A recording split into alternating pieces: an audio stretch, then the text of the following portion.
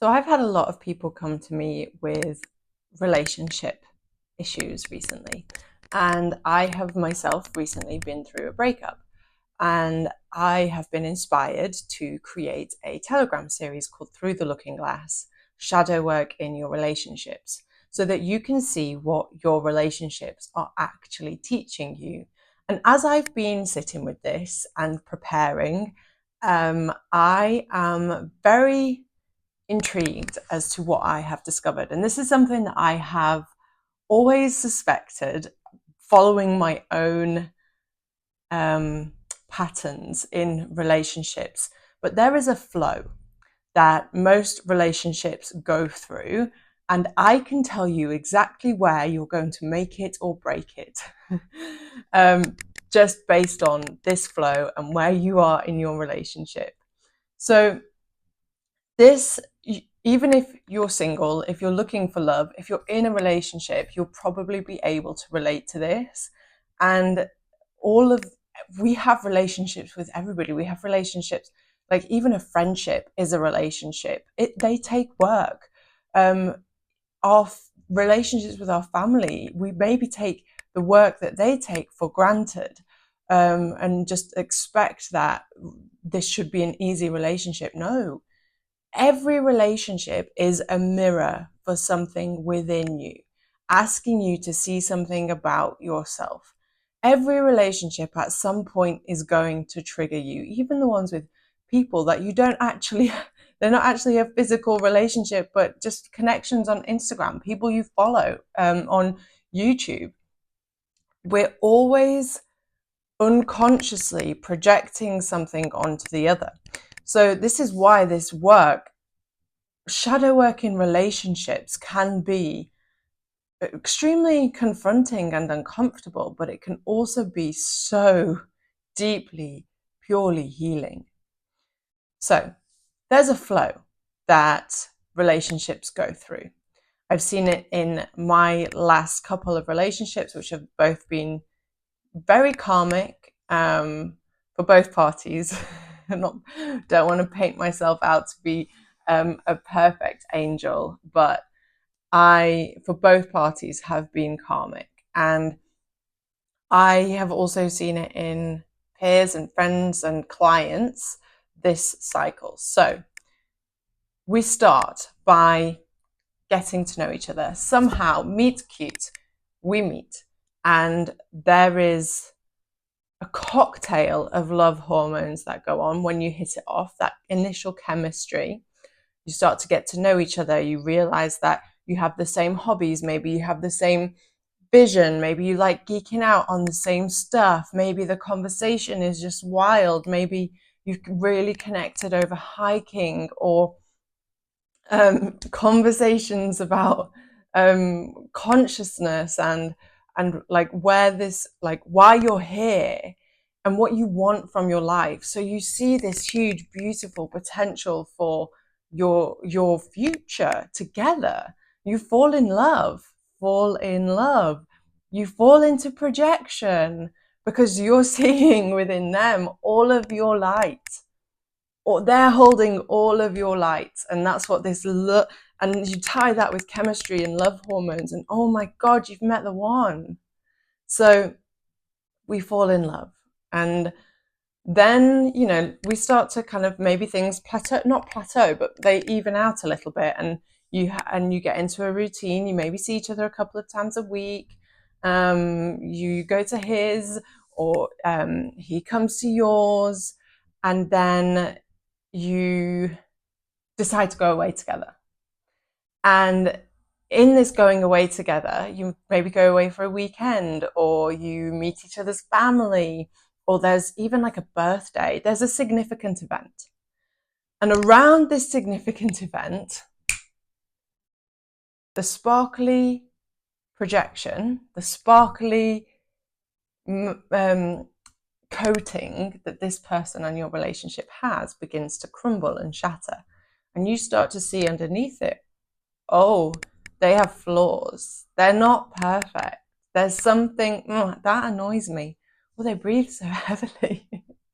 Are they really that selfish? and you start to see things that you maybe don't like or that trigger you, that annoy you a little bit. I told you that you were seeing all of your light projected onto them. Well, now you're also seeing bits of yourself that you don't like, because this is how shadow work works. You're seeing in the other person something you don't like within yourself, especially if it's invoking an emotional response. And so you're seeing what you don't like in yourself, but also they're not a blank canvas. You're not just projecting something unknown onto them. Like, they will have, there's no smoke without fire. You are seeing their imperfections, thus seeing your own imperfections. Nobody is perfect. And this is where couples either make or break it. This is where you choose to go the long haul. And those that see, or they're imperfect, so am I. Those who really choose each other, they're the ones that make it. Because at this point, you can say, I'm not sure. I don't think that there's actually a solid love foundation there. I don't think we're actually compatible, because not every this flow happens in every relationship, but at this point you can say, I actually don't think we're compatible, and maybe you're not. Maybe you both need to do the healing that this has highlighted for you, because at this point is where the shadow work comes in, and you have to do that on your own. This is your journey. You have to do that shadow work on your own. But also, if you decide to go the long haul together, you have to do it together as well. You have to understand your own projections on the other person, and they have to, you both have to be in it. This is where a shared vision becomes really important. And you have to look at, well, okay, what am I seeing in you that maybe is alive within me that I'm judging, that I haven't accepted, that I haven't integrated, and vice versa. And the couples that really make it are the ones that choose each other, even in the hard times. They say, yes, I want this future with you. And you both say, yes, I want this future with you. You both say, okay, so how do we work with this? This is what I'm going to do. This is what I take ownership of. How can we take ownership of this together? And you hold each other accountable, and you hold each other in love and compassion. Yeah, you're going to argue. It's natural, because emotions, and it just happens, but you come back together. You learn how to repair. And this is choice is how you make a relationship last. And not every relationship is going to last. You might have beautiful chapter together, and there's a natural ending. Some might end with a bang at the shadow work phase, and others might never even get started, because you're just not willing to look beyond what you see in front of you and understand that there is something else going on. Like, just thinking about how we fall in love, and what is the glue that keeps a couple together. My grandparents have been married for over 70 years. They've been married, and there's a glue that kept them together. Yes, different generation, completely get it.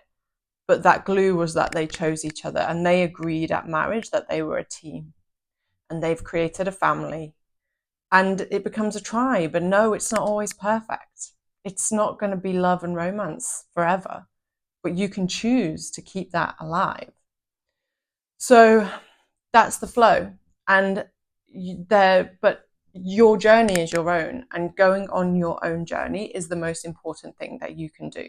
There is no, you can't expect, like, relationships fail mostly because there's an expectation on it of it to be something that it isn't. Like, especially at the beginning stages, like, oh, this person, this is my other half, they complete me. No, that's not, that's false. That is too much pressure on an unseen glue that is going to be putting pressure on both of you. That's not that's a recipe for disaster. Only you can complete yourself, and you do that by finding that wholeness within, by understanding that you are both light and dark, and you have this incredible multifaceted being. And by going on that journey, you're going to meet a match for somebody else on that journey. And when you decide you want a conscious relationship, this is very important. When you decide that you're going to be conscious, enter a conscious relationship, you're going to see this more, and you're actually going to trigger each other more, and it's going to be quick because you've got lessons to learn. You say you want your soulmate, you're probably going to go through a couple of karmic relationships before you meet your soulmate. And soulmates can, again, they can last a lifetime, they can last multiple lifetimes, they can last 2 months. So every journey is unique, I get that, but this is the flow that I've seen. So you better be ready for the point where you're going to be asked to do shadow work. And hopefully the love that you guys have built, or that you guys have found in the lead up to this, is solid enough for you to go the long haul. And if not, it's a lesson, and you part with love and compassion for each other. But yeah, I hope you've enjoyed this. I would love to know if you've seen this pattern as well. And if anything, like, I know the exact day, one of my exes, I can tell you the exact day, exactly what was happening, that the shadow work started, and we'd gone away together, and it was so challenging. I had to give it, I gave him on our way home, I was like, this is what shadow work is. And I gave him like a whole lecture on shadow work so we could start to work together. And you know, we did. And we learned many beautiful lessons from each other. But we also learned that we weren't meant to be together.